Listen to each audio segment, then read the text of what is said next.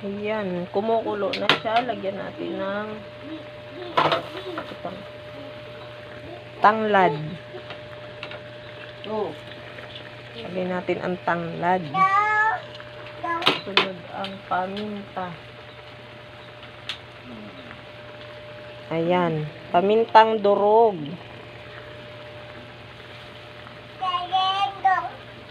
Yan, mas mabango, mas marami. Yan, haluin natin.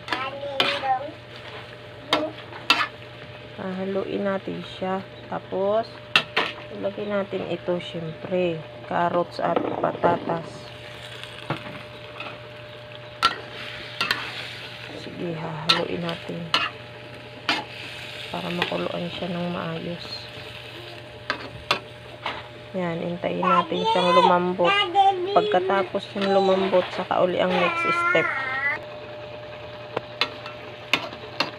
Ayan, kumulo na siya. Lagyan natin siya ng condiments.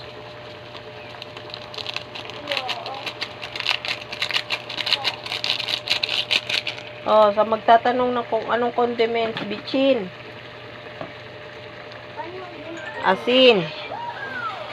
Yan, kaunti lang, baka mapaalat. Halo.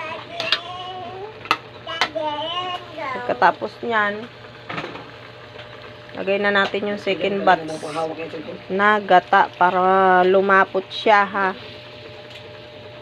Yung gatang malapot yan, yung unang gata kung tawagin. Yan, hintayin natin lang siya kumulo, and then may next step pa tayong ilalagay. Ayan, kumukulo na siya. Doon naman tayo sa next step. Ayan, malapot na yung kanyang gata, yung kanyang sabaw. Lagyan na natin ng curry powder. Yan, sa mga nagtatanong kung anong curry powder, bumili na lang kayo sa tindahan. Pero ang alam ko, yung dilaw lang yun ang dinurog. Dito curry powder. Ito, sa magtatanong kung ano to, lemongrass. Lemongrass yan. Lemongrass or tanglad.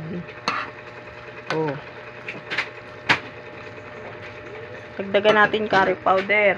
Kasi kulang sa bango at kulang sa kulay. Adjust nyo na lang kung tansya-tansyahin nyo na lang. Kung ilan ang ilalagay, kung gaano kadami ang ilalagay. Oh, wala tayong sukatan dito. Tansyameter lang ang ating gamit.